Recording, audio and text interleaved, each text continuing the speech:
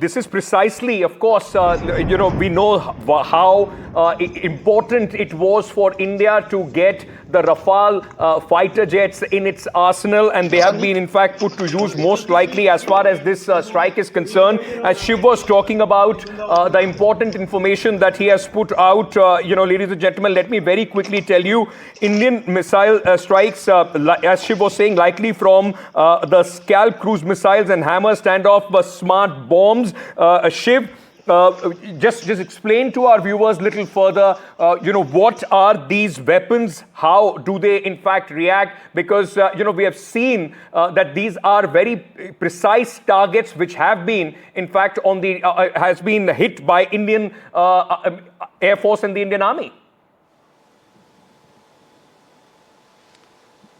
These targets, Ankit, we've also got details. I'm going to tell you about the weapons that we're hearing have been used, but I quickly want to read out, of a confirmed confirmation list of the cities that have been struck and the targets that have been struck in these missile strikes as part of Operation Sindoor.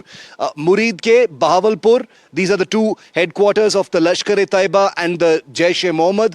At least 2 targets we're hearing from Muzaffarabad, Gulpur, Bhimber, Chakamru, Kotli, and a camp near the city of Sialkot. So remember, Sialkot and Muridke are in Pakistan, Ankit, and the remaining are in Pakistan-occupied Kashmir. Our sources are telling us, and once again, this is a disclaimer, that information coming in is unofficial at this time until we have a press conference from the Air Force or the Army, which will happen after sunrise today, and we'll be live on that. But it is very likely, sources indicating that this was an aerial strike, except, Ankit, that this time, unlike during the Balakot strikes, Indian Air Force fighters did not need to cross into POK. They stayed within Indian airspace and launched their weapons. It is very, very likely, the indications are very, very strong that India used its Rafale fighters to fire Scalp long-range cruise missiles, as well as standoff precision strike Hammer bombs. These are air-to-surface bombs to conduct these strikes. Now,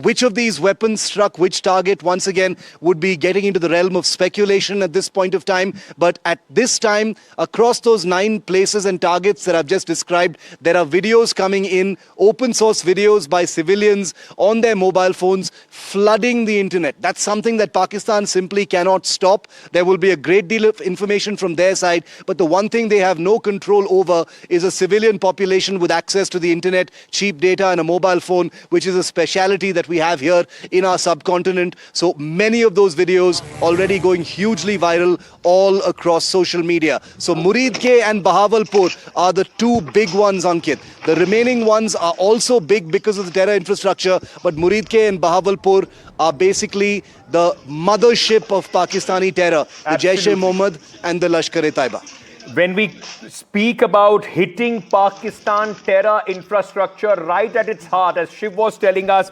Muridke and Bahawalpur are those 2 pain points that is going to, in fact, hit and dismantle at least the Pakistani terror infrastructure. These are the headquarters of the Pakistan perpetrated terror, not just against India, but whatever they export all across the globe. Vishnu Shom has more details as well. Vishnu, over to you. Go ahead. Well, the little bit of information that we do have in this case, and I'm also able to pick up from my sources the use of weaponry. I have been told that the Scalp missile is something which was likely used by the Indian Air Force. Shiv, our sources also indicating that perhaps the Hammer was used. It's just in terms of the Scalp itself, it's a weapon system which was integrated with the Rafale aircraft upon delivery. Rafale fires this. It's an extremely precise, long-range cruise missile. It operates off GPS coordinates which are fed into the target. A variant of this missile has been used in the Ukraine war itself. It's used to hit targets with extreme precision. There have been a number of targets which have been hit. The target package is fairly substantial this time. The Hammer missile, also something which has been integrated certainly into the Rafale, but it's been tested on other aircraft, including the Tejas as well. It's something which can rely on GPS, global positioning system guidance, or it can be manually guided onto its target as well with a pilot in the loop. These are both designed to hit targets very, very accurately and to ensure that there is no collateral damage or minimal collateral damage that does take place. As Shiv was mentioning, and this is important, unlike in the case of the Balakot attack, where Indian fighter jets had to cross the line of control in order to attempt to strike the target. On this particular occasion, the weapon in question, the Scalp, has the range to be lobbed or fired, from Indian territory, and then it proceeds and hits its target. So several terror attacks, as we've been reporting. Muridke, Bahawalpur are the big ones, which have always been known as terror centers of the Pakistani establishment. These two targets are in Muzaffarabad, Gulpur, Bhimber, Chakamru and Kotli also camped near Sialkot. These are the initial details that we have at this juncture. There are all sorts of reports and rumors coming in of the nature of the Pakistani counter-offensive. We aren't getting into that at this stage because we just don't know if it's true. Irrespective, the Pakistani Prime Minister has responded and he said that Pakistan is looking to sort of respond to this. And there have been statements which have been made by the Pakistani Foreign Minister as well, where they are saying that they've condemned the attack, etc., etc., that their sovereignty has been violated, and that several centers have been struck, and that they retain the right to hit targets. Pakistan also says that this is an act of aggression that's caused a grave threat to commercial air traffic. I can tell you that I spotted at least 5 to 6 flights over at Pakistan about an hour and a half back, and these aircraft were forced to divert as well. I think at this juncture, there are some reports which could be credible, which suggest that all of Pakistani airspace has been shut off for civilian airspace, for civilian flight movement. Absolutely. Ankit, that's what I have so far. Go ahead. Thanks. As Vishnu was pointing out, I just want to, because, largely, as we have been speaking about, every information that will come from the Pakistani establishment will be rolled into a lot of propaganda. But one thing that the Pakistani Foreign Ministry statement does confirm, as we are breaking it here on NDTV, confirmed from our sources within the Indian government, and everything, ladies and gentlemen, every word that you are seeing on your screens, every word that we are putting out on air at this moment, all me and my colleagues, it has all been verified, fact-checked, and only then is being put out for your information. One thing is being clear as we were breaking it. Muridke has been hit. This has been confirmed now by the Pakistani Ministry of Foreign Affairs statement as well. Muridke, Bahawalpur, and Kotli and Muzaffarabad in Azad Kashmir, as Pakistan likes to call it, the Pakistan-occupied Kashmir, have been hit by India. So we can confirm, Shiv, that the head of the terror snake, Bahawalpur, Muridke, have been hit. This is as deep as India has hit the terror infrastructure of Pakistan ever. Bahawalpur and Muridke doesn't get bigger than that, Ankit. You're absolutely right. They are in many ways equivalent of hitting a large Pakistani military establishment, even though India has made it 100% clear that this was an act of restraint by India, given the scale of the butchery conducted by Pakistani terror groups.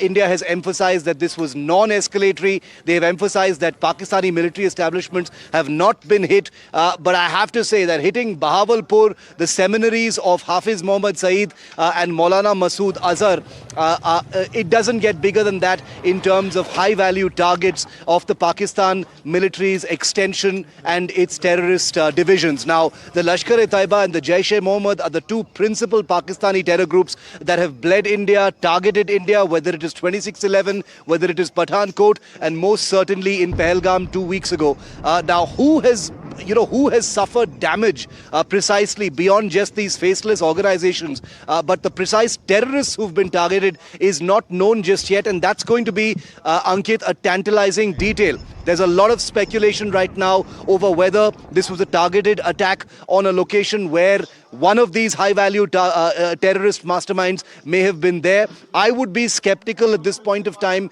about reporting or confirming any of that because there is no such information, to suggest that that may be the case, especially since post-Pahalgam, Pakistan's terrorist playbook would suggest that any high-value target would be removed from those cities like Bahawalpur and Muridke and shifted to much more officially protected areas like Rawalpindi, Karachi, Islamabad, etc. So we don't have a confirmation on that. It is possible that some high-value targets have been decimated and killed in these missile strikes, but we will await a confirmation on that. Here in Srinagar, Ankit, I can also sense a great deal of activity. We will not be reporting any operational details of aircraft in the air or drones in the air. I can see a lot of irresponsible reporting by many media talking about helicopter movements, etc. We won't be doing that here on NDTV. We'll be keeping a very close watch on authentic information as this Operation Sindoor unfolds.